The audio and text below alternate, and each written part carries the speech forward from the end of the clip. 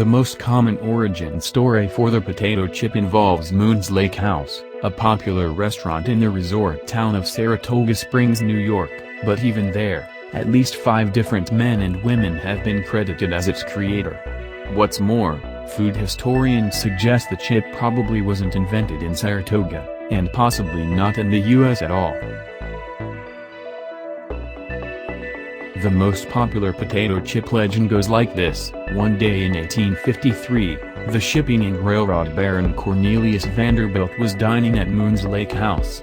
Disappointed by the fried potatoes he'd been served, he sent them back to the kitchen, asking for more thinly sliced ones. George Crumb, a famed chef of Native American and Black heritage, took umbrage at the request and, in an "I'll show him" mood, sliced some potatoes as thin as he could, fried them to a crisp and served them to Vanderbilt. To Crumb's surprise, Vanderbilt loved them, and the potato chip was born. Unfortunately, there are several problems with the Crumb story.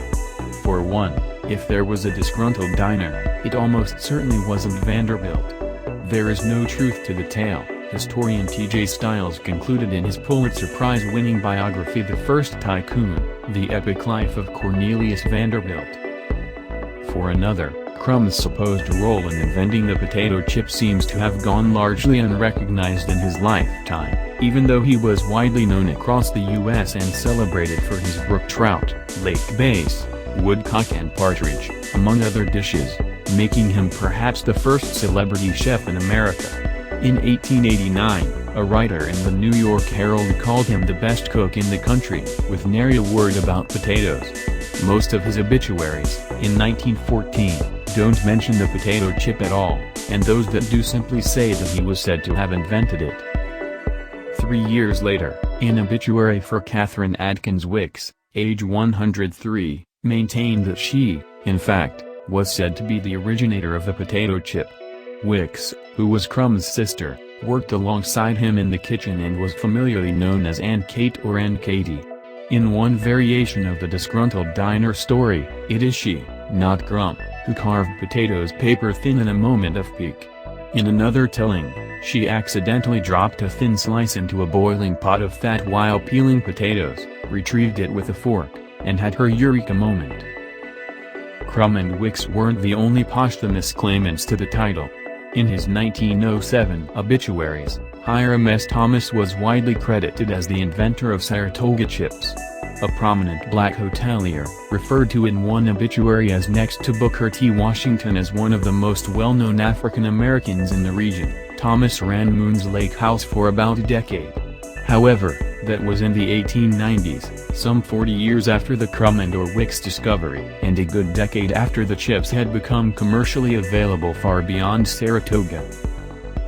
Still another notable to receive credit in her obituaries was Emmeline Jones. Renowned as a cook to the rich, famous and powerful in New York City and Washington, D.C., Jones, who was also black, had worked briefly at Moon's Lake House under Hiram S. Thomas earlier in her career. So, while it's possible she learned to make potato chips there, she seems unlikely to have been present at the creation. A more recent theory, apparently first advanced by Stiles, is that the Lake House's potato chips actually precede even Crumb and Wicks.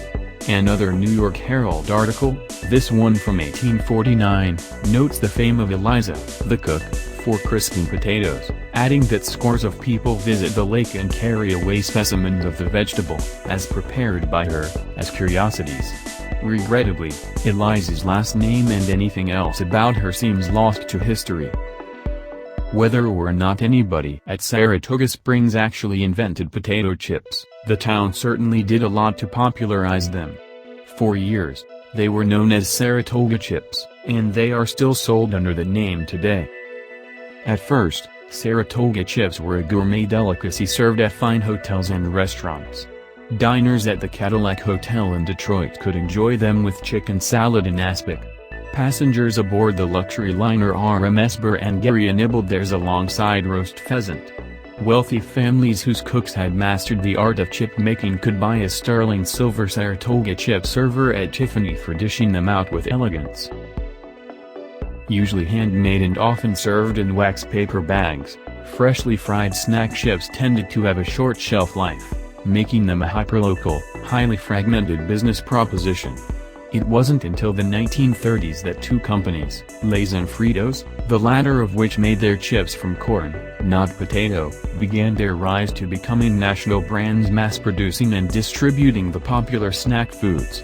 In time, chips became a universal treat, with potato chips alone becoming a $10 billion industry in the U.S. But if potato chips weren't born in Saratoga, where did they come from? Food historians suggest they go back to at least 1817, when an English doctor named William Kitchener came out with the first edition of his pioneering cookbook, The Cook's Oracle, published in both British and American editions. One recipe, potatoes fried in slices, sounds remarkably like today's potato chip. Later revisions referred to the dish as potatoes fried in slices or shavings. While Kitchener may have been the first to publish a potato chip recipe, that doesn't mean he invented it. In fact, given the ubiquity of the potato, long a staple throughout the world, it seems likely that the potato chip has been invented and reinvented by countless cooks, possibly for centuries. For serious snackers, the question of who actually invented the chip may be beside the point, anyway. The important thing is that somebody did.